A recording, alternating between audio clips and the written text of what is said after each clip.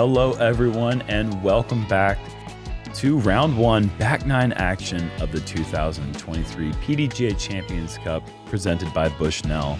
We are here in Appling, Georgia, the home of the IDGC, the home of Disc Golf Hall of Fame, at one of the top courses in the world. I believe it's number 11 ranked on UDISC. Ooh, okay. Challenging track here. Paul Ulibarri, Jeremy Koling bringing you the action as always. Thank you for tuning in, and thank you, Isaac Robinson, for shooting 6 down on the front 9. Yeah, we appreciate that. I think I'd put this course in my top 10 maybe. It's close. Very close. Yeah, for a course that challenges me in every single possible way, I really respect this place. This is a very tough track that you have to be patient. You have to have a goldfish memory, I believe, as Ted Lasso says. You have to be able to just move on to the next shot. I like how Michael Johansson described it as a Distance course disguised as a woods course. par 4, 606 feet. Here's where I'm going to debate you on that, because this is a pretty short par 4. Correct.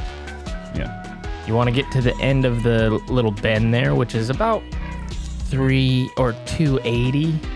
And then the farther you get right, the easier the upshot becomes. This is on the easier side. This is the third easiest hole in the course.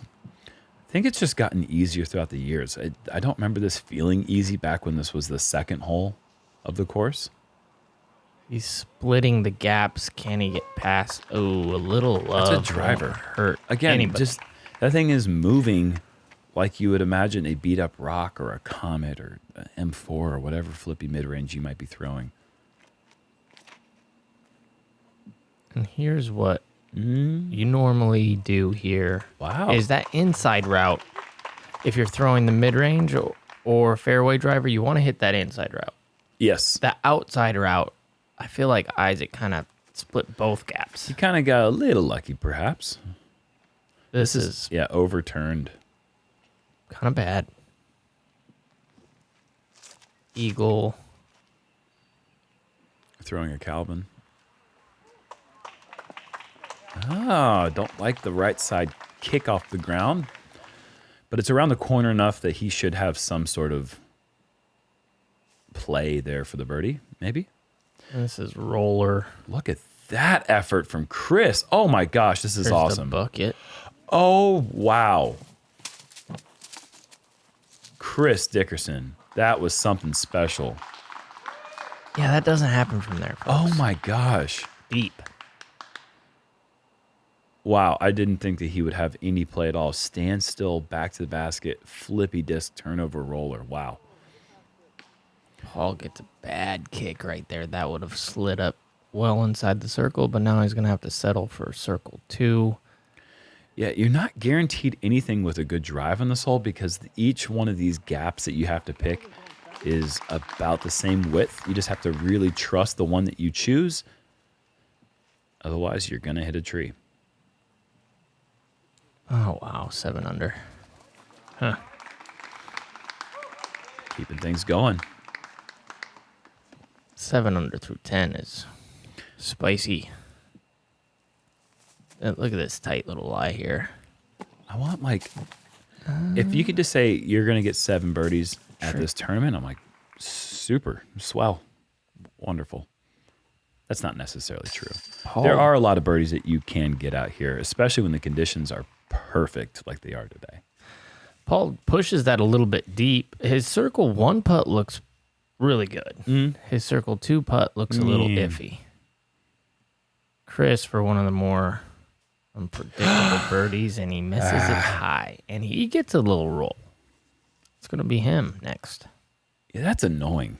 Wow. Yeah, I mean, you're thinking yourself, you're escaping with one of the best birdies you've had in a long time, and now he has to work for the par.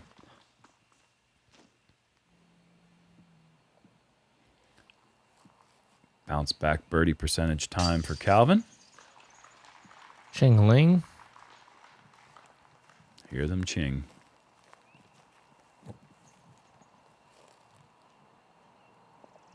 There's a Christmas Carol lyric somewhere in there. Nice. Yep. 7 under for that man, Isaac Robinson. Yeah. Moving on to hole 11, Jerm. Your favorite hole on the course, I heard. I have no problem with the hole. Sure. I don't know where that came from, but yeah, I think hole 11. You told me that. Did Just I? like 10 seconds ago. I said hole 11 is? Yeah, off camera. That was weird. Okay. All right. Well, yeah. Oh, and I remember now. Yes. Hole 11, my favorite hole in the course. It's a par 3 that is very tough for the hyzer forehand to get to. So you have to really look at a backhand hand hyzer. And that's not a question for these guys because this shapes up really well for the high turnover. Isaac's got this turned over too tight, and that is death of a birdie chance. Left side is horrible here. Oh, I kind of like this. A lot to like. A lot to like. Calvin doesn't go flippy here. He goes with that eagle that drifts. Yeah. So he throws it hard and just lets the disc ride on its own. Essentially, there wasn't a single tree even close to that flight path. That was What makes this your favorite, though? Like, that's bizarre I just to me. absolutely never said that, folks. Oh. Paul wants to follow that line a little lower. If he misses that one and that one. Yeah. Oh, yes. Great ground play. For sure. And Chris Dickerson, folks, he has actually aced this hole. Not happening. And That might have helped.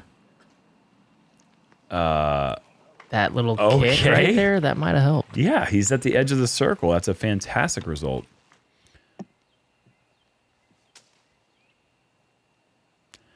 Another. Oh.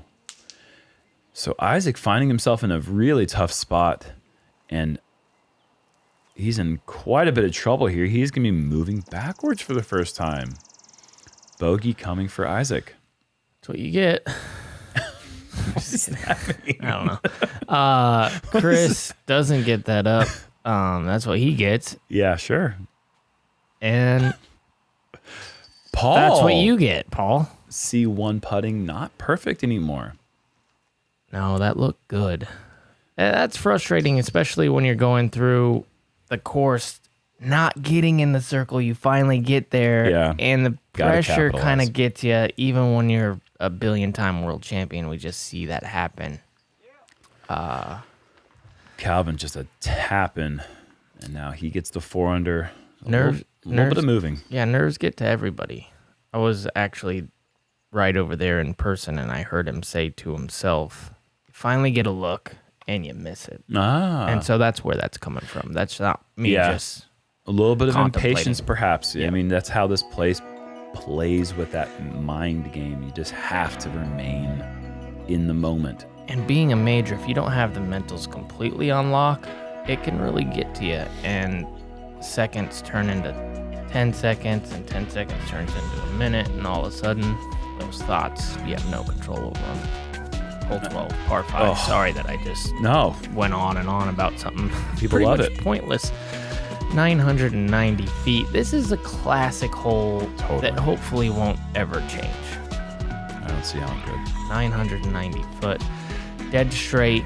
You want to drift from left to right to get this backdoor route on the drive to get to this area in the middle of the fairway where there's a stump. From there, you have a choice to go backdoor or early eagle route.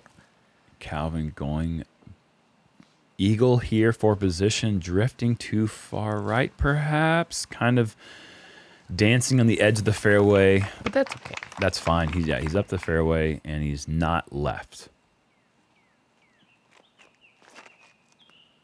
Paul's going to force this. I like this a lot because if he misses these trees here at the corner, he misses those, he's in a position where he might be looking down the tight tunnel left at the pin, giving himself a chance to even consider the eagle. And the eagle is possible. Earlier in the day, Cole Rodolin went through and managed to grab that. I will say Luke Humphreys on my card was about 25 feet away and missed the putt for eagle. And that's a very frustrating 20. It's like when you walk to the next hole with a birdie, but it almost feels like a bogey in some ways. Isaac goes Yeah. mid-range. The play to just No try kidding. to hit the fairway. Yeah. His brother did the same thing. Worked out great for him. Let's see if Isaac can get some results. Paul not quite choosing left side or right side, but end up getting down the left side. He'll take that one just through the thick of everything. Yeah, rabbit foot in his pocket, as they say all the time. We've been saying that one for a long time. Chris choosing a gap and hitting it, and that's how a lot of players play this hole. Yeah. From there. That's why this hole is probably the easy. Well, it's ranked the easiest right now really? in scoring. Yep. Oh, he does have a play. And look at it. Oh, trying to hang on. Oh, and it kicks far into there.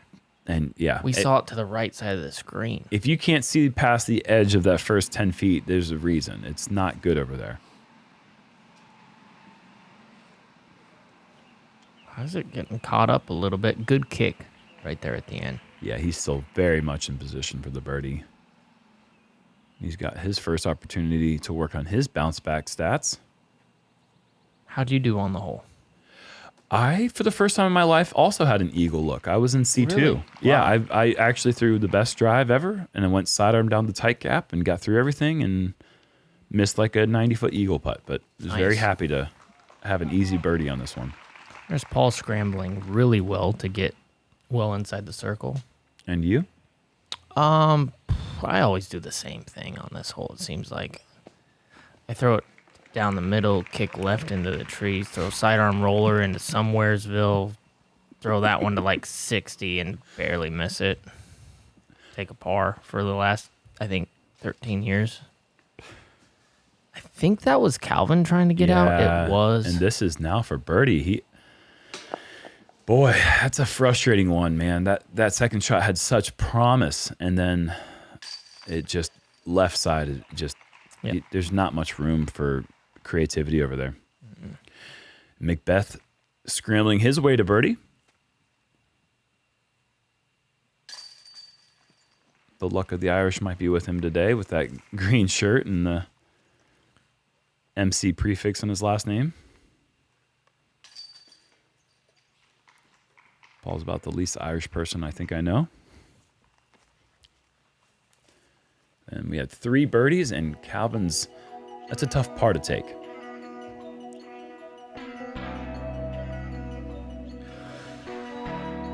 Yeah. You see that 7 under's in that 10th place position.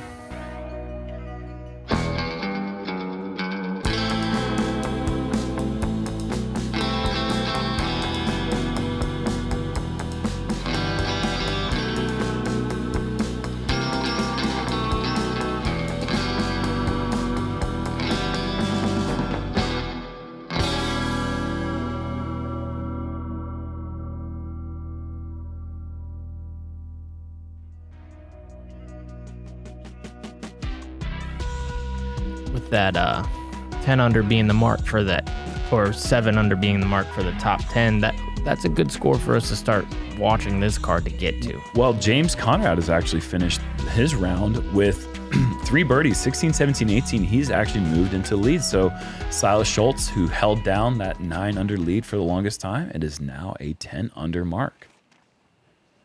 On to the 13th big forehand shot here. Oh my gosh, Paul hitting Rutabago. Rutabago. Really unfortunate that ground play just did not do what it should have. Chris, actually, I think that was one of the more helpful kicks you're going to receive. That was heading to just Straitsville, USA, and ended up kicking into Pennsylvania. You can't do this. Get over yourself. You can't even do this. What is that? This hole does not fit a backhand, Isaac. Learn that, dude. What a shot. Early gets through, though. Oh, now he doesn't. You got some looky-loos over there, but it's not great. Right side short's obstructed, to say the least.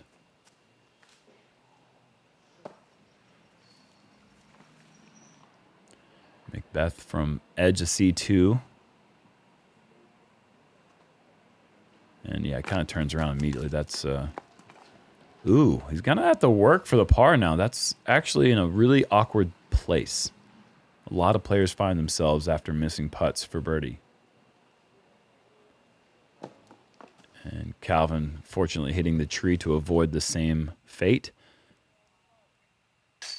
Yeah, it's kind of made it look easy, but you don't want that putt. I'm probably missing that. You want that putt for birdie. You just never really want that putt. I was thinking about it. Whoever, this is that's just formality at this point. Stupid birdie to get with a backhand. Yeah, you have to come to this course to realize how far right this hole is. You're looking to get a sidearm to get a huge skip to get a look.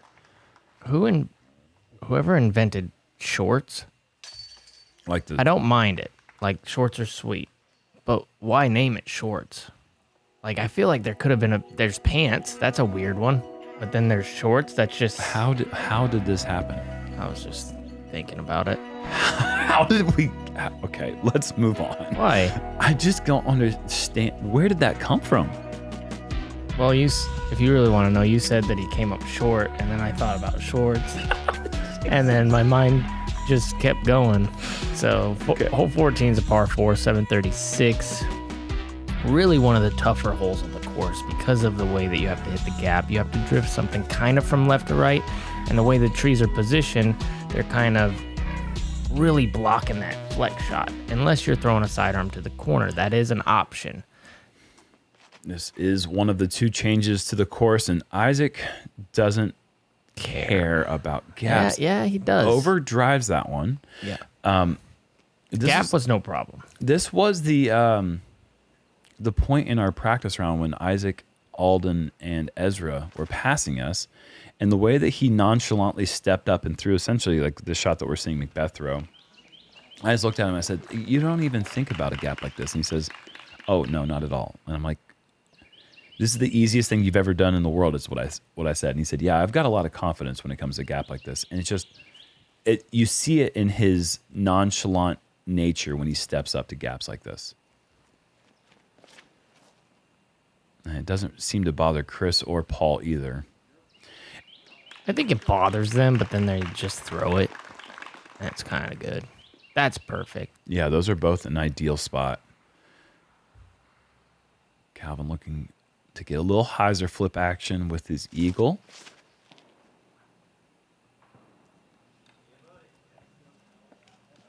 All of them kind of the same spot.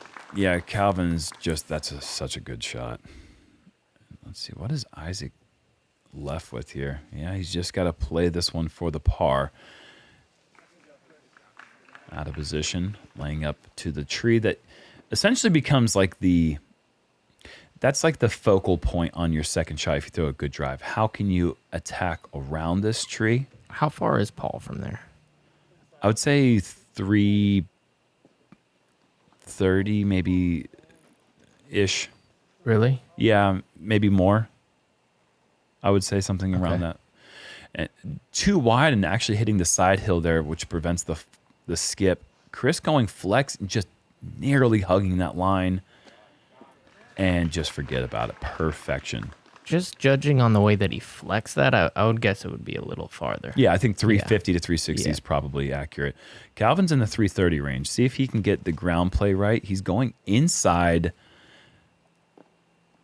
and hits the upslope right there. Yeah, they just paved that road. I think it hit past the road, but that road is actually pretty soft.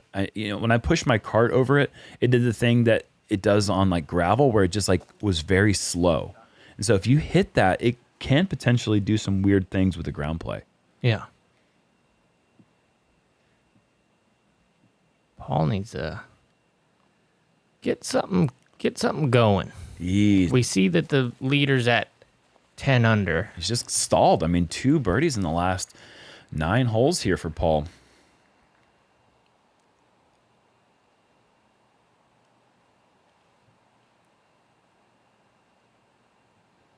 Calvin off the front cage. I think I said that they just paved that. I meant to say they just laid down the gravel. It's not paved. It's not paved. McBeth does collect on the par. But yeah, like you said, Paul, he's just got to get things going. I mean, I don't know if he's looking at scores right now, but he certainly knows. He doesn't need to look at scores to know that people are kicking his butt if he's not getting these birdies. Well, you probably can feel it on this card. Yeah, I'm sure. I mean, on this card alone, he's 5 back of Isaac's pace. Isaac, 8 under. I mean, he's at the point in his round where he's trying not to bogey and just trying to keep the mentals in check. With that being said, Chris gets a really great birdie. He gets the 6 under, which is a good score. Calvin's in position to have. These guys are looking for anything 6 or better. I would say they're okay with that. If you're 4 to 5 back of the lead with 3 rounds to go, there's no stress. There's no panic. Yeah, through the first round, I think that anything in the 6 to 8 under is going to keep you in contention, regardless of what someone shoots the first round. But yeah, you definitely want to avoid being more than like 6 to 7, 8 strokes back. The way that players are just consistently shredding these courses, it's so hard to make up ground as we fly over the par 4 15th. 714 feet is a backhand forced Anheuser flex with a overstable driver. That's what shapes the fairway the best. From there, a really, really, really good shot can get to the top of the hill. Everyone else is going to have a pretty tricky second shot that's going to require over the hill, down the hill type of action. This looks great. Now it doesn't. Now it does. Well, Hey. It's across that ditch, which means he's got a chance. This is probably how you throw it. Yeah, regardless of what happens. He gets lucky through everything. Right side the whole way, doesn't touch a thing. Isaac living right. Yeah, that was 2 turns. So let's see if Paul can make the correction on that. Wider. This looks perfect. That's probably how it should be thrown. Yeah. That's awesome. And there you see, there's the top of the hill. McBeth is going to be looking down. That's exactly where you want to be after your first. Heiser flip, late turn. Look how big that gap looked because of the shape. Oh, no. Okay. That was Still, cool. Oh, no. Yeah, that was good. This is a really, really tricky shot, though. Got to go uphill initially. I like the turn if it just misses stuff now. It doesn't. But that was going to be right there. Mm-hmm. Yeah, I mean, the only way to really keep the disc moving forward is to go flex. If you go Heiser there, you're going to come up short. So Chris knows that. Good effort, just too many trees in the way. Why does he want to throw the Anheuser? Can you explain that? Are you saying Isaac here? No, Isaac throws a miracle up there. Anheuser here for Isaac, it makes sense because you can keep the disc moving down the entire way. Right, which is the same reason Paul or Chris is throwing Annie's. Anheuser, Once right. it gets over the hill, it's moving down. Yes. And then coming back to the basket. Oh, slithery? I think Paul would have been a Slytherin if he was at Hogwarts. Paul- He seems determined. Paul's caught a couple bad breaks coming into the greens today. I've noticed the ground play has just not been nice to him. Yep. And Calvin getting himself into the ditch. There is some casual water in there. He'll probably have to take a little relief back. Or take a little relief if he's thirsty. A little casual relief, as they say. They never said it's against the rules to sip your lie. Yeah, Paul misses that little guy. He makes this putt a lot easier. Wow. But that's his What a first birdie. outside the circle putt of the day. We're used to seeing him make a couple of those. Yep. Maybe the downhill lie helped him get that one dialed up. Beautiful bird. Yeah. This is a tough one. It is a tough one. I never ceases to amaze me to see that this hole actually averages below par. That's amazing. Calvin with a nice flex from an awkward stance. Yeah, it's the seventh most difficult, but in my mind, I just like you're saying, it's a lot harder than that for some reason. Thomas Gilbert made it look real easy when he took a 2 on it. That's helpful for the scorecard. Isaac from an awkward stance. Oh, jeez. That putt goes into a basket that's 15 feet longer. I mean, that thing was just a zippy line drive. Yeah. What a putt. What a birdie. Never in position. I mean, like, that tee shot was off course. Yeah. Got lucky the whole way. His Anheuser was just ripping past the basket. Birdie. Chris, meanwhile, taking the only par on the card. Pretty incredible. As we check out scores here, Isaac moving to 9 under there. He is just one back of the lead that is now shared with Eagle and James. Hole 16, par 3, 297. Annoying little guy here. We got out of bounds on the right-hand side. Should be just a basic straight to turnover shot. You do have a couple guardians that could kick you left or right. Left is preferred over right because right side is OB. And this is why you don't want to go inside unless you get a good kick like that. Oh, come on. How do you still nearly get the bullseye with a tree kick? That was going possibly out of bounds. Very, very possible. There's Paul. Yeah, going lower, going with the ground play slide. He's just not getting the ground play today. No. One of these two guys is getting the breaks.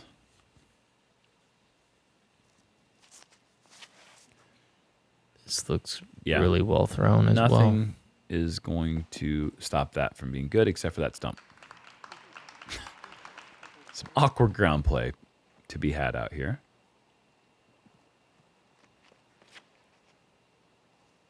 Man, these guys really are pretty good. Same stump, dude. That thing is just a rejector. Playing some defense up there. See if these guys can convert on their lengthy birdie putts. Paul up first and off left. Just not quite finishing that handshake with the basket. Chris does indeed seal the deal.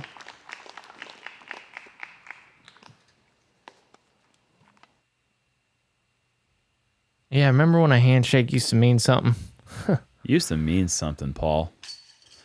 And nowadays you got wishy-washy handshakes like that one from Calvin. And just not going to seal the deal. Meanwhile, Isaac, all business, 10 under now. Doesn't surprise me, man. He is used to this, used to these types of woods. I mean, he's a Georgia boy. This is where his game was shaped. A Georgian? That's not what they call them. Are you sure? Yeah, I mean, they're called Georgians, but really? You don't know. You said I knew. I think in No, there. it's a Georgian. I think I was right. Anyways. A Georgian? Sounds way better.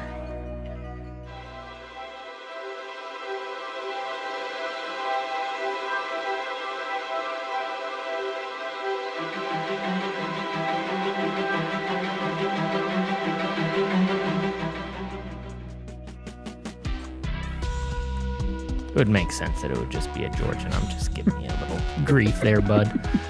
But who knows? Weirder things have happened, especially on hole 17. 588, tight gap off the tee. This is going to play tricks on you if you don't get to the top of the hill. It's just a scramble hole. If you do get to the top of the hill, hole plays pretty easy. It is a short par 4, but for how short it is, it can give you some fits. There is out of bounds. Way right as well. Big tee shot here for Isaac. Ooh, we saw a fist pump before it's even done flying. That's why. It's the best drive ever thrown in the hole. You can't really throw it better than that. I've seen drives go longer, but they're actually in worse position. Chris kicking so far right, he could potentially be able to access that backdoor route that goes up what used to be hole 16 on this course. Pretty open cheater gap over there. McBeth kicking left. There's no cheater gaps off to the left side. Yeah, Isaac's drive just blew me away. It's so good. It's hard to even imagine how easy his approach is going to be. And Calvin's trying to do the same thing. I mean, that's essentially like the second best drive I've ever seen. But look at Isaac's drive. It's another 45 feet up the hill.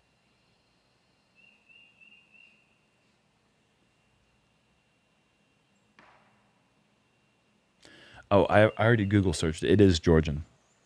It's just what did I say? You said Georgian?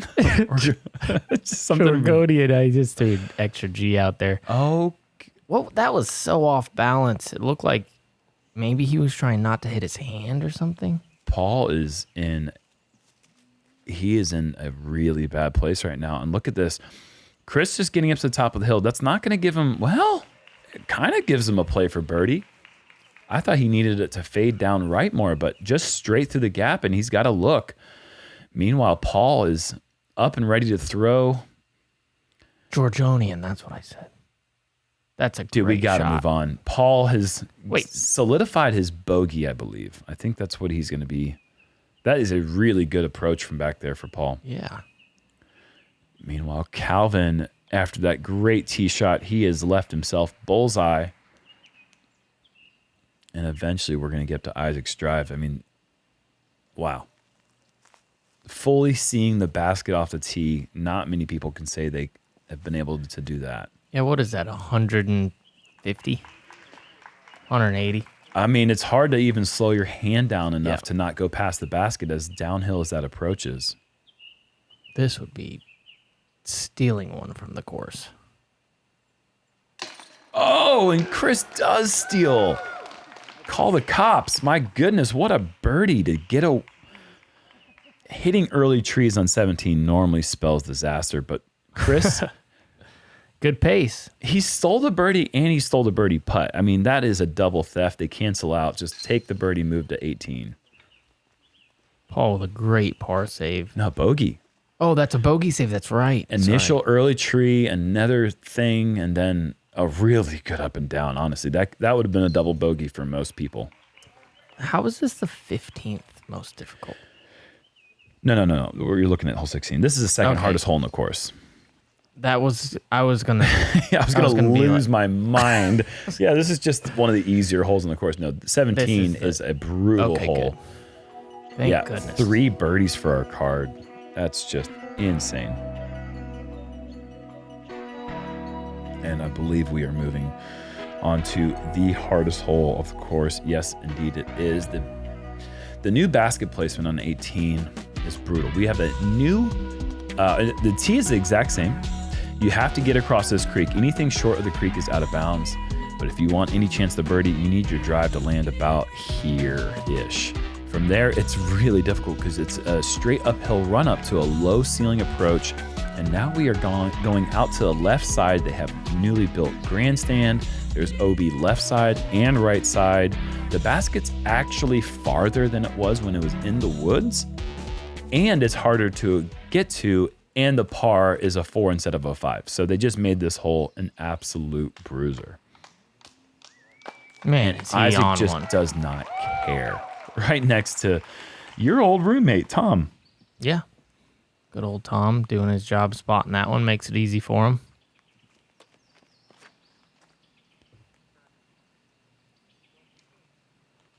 It's one of Tom's favorite things to share with people. Did you know that Paul Ulibarri used to live with me? It's one of my favorite things to share with people. It's pretty cool. Good guy. Great spotter, too. Does a lot of work out here. He does work at the USCGC. Hole 9. And I don't know if he was quick enough to move out of the way if that tree didn't stop it. That was heading right for me. He just did not seem to care one bit. I think he's been on this hole all day. He's ready for a break. Yeah. McBeth moving this one. Just these shots are so good. And that being said, Paul's drive being turned over means it's going to be really tough for him to get a look. But you know he's got to be pressing. After that bogey that he took on 17, he doesn't want to put himself in another position like he did in 2022 when he had to shoot the 16 under to jump up all those spots. But He is 8 back of not just the field, but the guy on his card. Well, that was heading out of bounds. That's a good break right there. He's going to be lucky to get out of there with 3 under. Yeah, if he can capitalize and make a long putt, that would be incredible for him. Is that putting range? I don't know, but I mean, what isn't makeable range for McBeth, especially when he's determined at a major? Yeah, and he's only 3 under. Calvin missing the mark a little bit, staying in bounds. He's got a lengthy look for the birdie. And let's see what Isaac does. Is he going to try to make a play here for the birdie? Yeah, of course. I mean, that's a mid-range. And that's a well-thrown mid-range. Such a difficult hole to get to.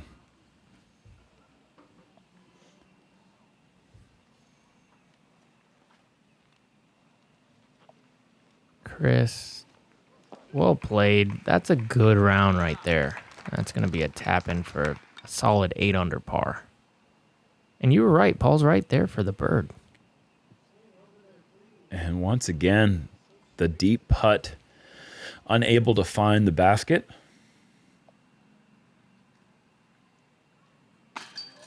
Oh, Calvin off the top of the rim. He had a few of those today. Yes, he did. And another one of those rounds from Calvin where it's like, yeah, I didn't really play that well, but 6 under. Great score. Isaac just super fast to get up and miss that one. And great comebacker. In all reality, we don't know how long it takes because this is edited. So he could have taken a minute to putt that. Not a chance. The guy got there so fast, our camera guys weren't even able to adjust to his speed. Obviously, Isaac, a quick player, but stepping up to that one and missing, but connecting on the return par putt. Incredible round, and he is going to be your leader at 11 under. Very good round for Chris, an opening 8 under. Maybe some extra pressure coming into this event as the former champion. Maybe just another tournament. We will see as we have a 4-round event planned this weekend. There is your lead card. That's going to be fun to watch. We got some woodsmen in there. Silas Schultz is a name that he has been playing some incredible disc golf over the last year. He's finally committed himself to tour, and he has got a ton of power. Nicolas Antila, obviously, he feels comfortable in majors. His performance last year at the USDGC coming up one shot short of Gannon Burr. Just incredible player from Finland. It's going to be exciting to see him, especially after having to drop out of Nashville due to a sore back. Nicolas had a stretch where I believe he had 9 birdies in a row. 8 birdies or 9 birdies in a row in the back 9. He was 1 over through 7 holes.